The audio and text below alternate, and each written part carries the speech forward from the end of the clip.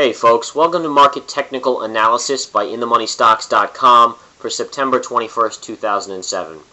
Well, today was Friday, guys, and Friday was also quad witching of options expiration, and that bears a little discussion. And what you saw today and what you saw this week was an interesting situation where usually into options expiration, that final week, you have volatility, and that's exactly what we had this week with a monster move up based on the Fed rate cut. And what you also saw here is that there were more puts out in that market. Whenever there's more puts or more calls, that last week going into options expiration goes usually the opposite way. For instance, there were more puts out in this market leading into options expiration. More people betting that the market was going to move down. Well, what does that mean? That basically means that on anticipation of that, you can expect the market to usually push up to make those puts expire worthless. And this is the big boys playing their games again, as usual. And as we saw, this options expiration did exactly what last options expiration did, with the Fed coming out on both weeks that options expiration was, causing a major spike in the market. Last options expiration, as you can see right here, this was options expiration Friday right here on. This is the ES futures chart, and this is the August 16th day right here, August 17th. The Fed cut discount rates here. When we had that massive spike up, that was also options expiration. We talked about how much of an interesting play that was based on options expiration, needing that market to jump to make those puts expire worthless. And exactly right here, guys, here's option expiration, here's the week of options expiration, and again, look at what we get. So this is just a cautionary note to you guys. All you guys that like to play options, realize this. Realize that this goes on. If you're playing options, we usually always suggest getting out of the options ahead of the week going into options expiration. All right, and the sole reason being is if you're on the side of the market where there's more people, whichever side that may be, expect the market to go the opposite way. So the big hedge fund, the big players that sell these puts and calls to you guys don't have to pay them out to you, and they can just expire worthless. Those big companies take the premiums that you're paying as profit. Okay, getting into intraday charts here, guys. We saw some interesting action today.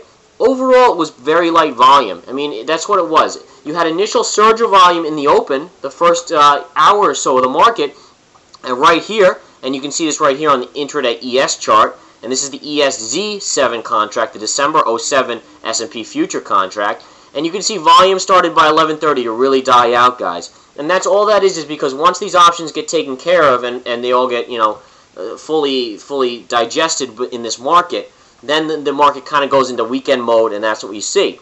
The only thing of interest here, folks, is that towards the end of the day, we saw a little steep sell-off here. And what's usually unique about this, or what's more unique about this situation today, granted it was on a little more volume, okay, so no big deal, it wasn't that big volume. But what we did see here, the market closed. All right? The market closed right here.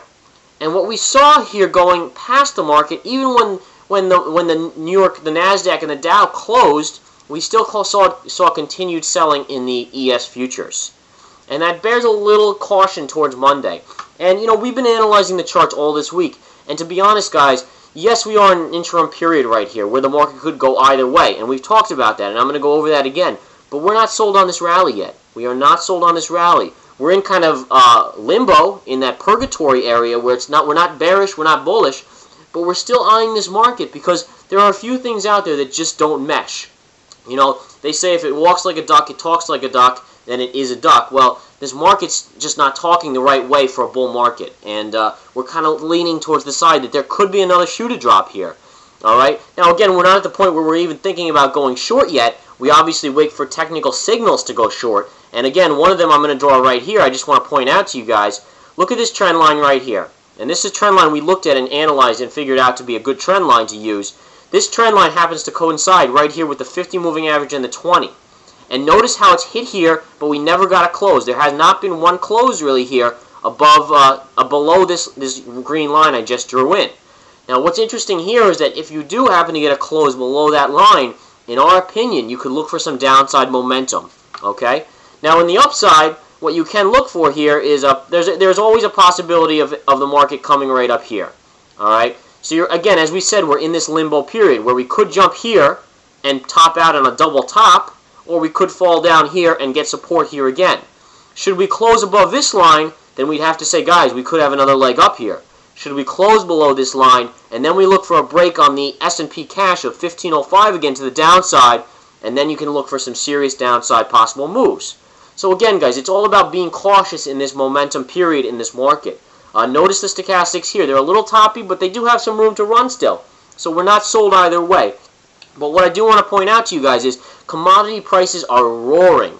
All right, I want to show you the USO. This is the oil index. Look at this chart.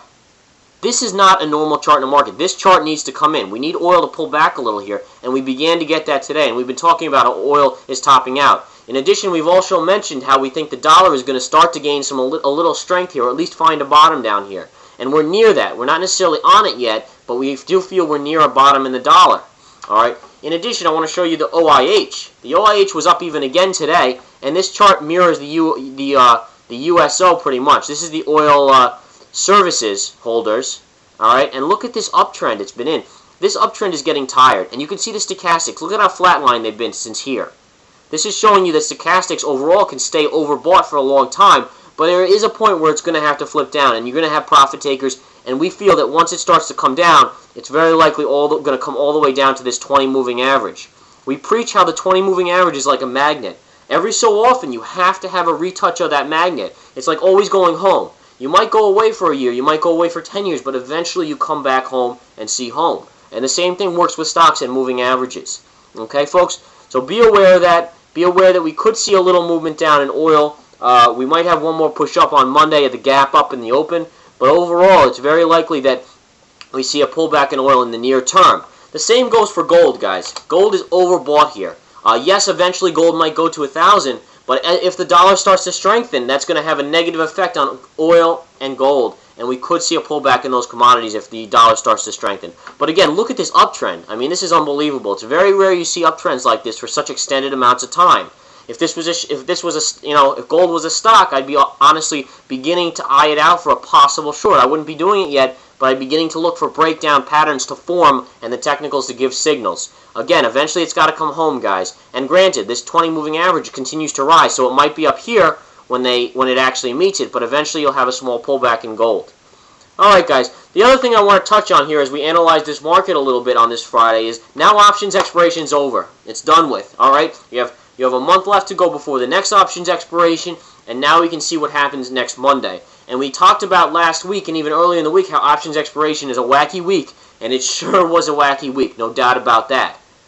The other thing I want to touch on, guys, here is just some odds and ends. I mentioned yesterday and the day before how the day trading markets improved dramatically and how we saw spikes up in stocks that were just unreal. We're having the small cap market tick up. And look at this stock from yesterday I pointed out, EFUT. Took off almost 50% on no news, no nothing. Look at this move. Then again today, it ran up huge. Pre-market it was trading upwards of $21, but it closed negative on the day. Another stock I mentioned yesterday was CPSL, and look at the continued move it had. Now, these stocks are getting toppy here, guys. No doubt about it. I mean, you just can't have a stock run up like this without pulling back somewhat. But my point being is this. Stocks are running like crazy now. There's no doubt about it. Alright, guys, I'm going to show you the Z-View chart here, and we're talking about these day trading stocks. And the importance here, guys, is that we're back in a market that loves the small and mid caps. And as day traders, those are the best percentage gainers. Alright? And look at this stock, Z-View, Z-V-U-E. Alright? This was talked about a couple days ago in the chat room as a possible runner, and it did not disappoint today. Alright? Look at this move up. It went from basically 160 to 170 all the way up over $3 to 305 in one day. Alright? And there's nothing that says you can't day trade this off and on, back and forth. And what's key here, guys, is that now we're seeing a distinct movement of money flowing back into small caps. These small caps a week or two ago were not running on anything. They would jump up 5-10 cents intraday, which granted might be a 5 or 10% move, and they settle right back even. Well, now the money is flowing back in them and staying with them. The short squeezing has begun, and this market is now becoming a very good day trading market. All right, and I do encourage everyone who's interested, come join the chat room. The chat room is a phenomenal learning tool. If nothing else, you sit in there, you listen, you ask questions on technicals, on level 2, on everything you can imagine, and you will learn a bundle about how to pick swing trades, whether it's day trades, it doesn't matter. It's a great day trading chat room. The money is flowing now like crazy, and we can't go wrong. All right, folks. Other than that, the swing trade alerts, come join. We also have the Apprentice Webinar debuting. Go to our website and sign up for that webinar. Alright, a webinar is a seminar that's done over the computer in the comfort of your own home. Phenomenal webinar. It's going to teach you everything you could possibly want to know, and you'll have questions for anything we don't cover, but we'll cover a huge amount. Alright, wonderful product, very inexpensive. Go check it out on our website under webinars on inthemoneystocks.com. Take care, guys. Have a wonderful, wonderful weekend, and be ready. So next week is going to be volatile again, and we should have a great day trading week in the day trading chat room and a great swing trading week as well. Take care.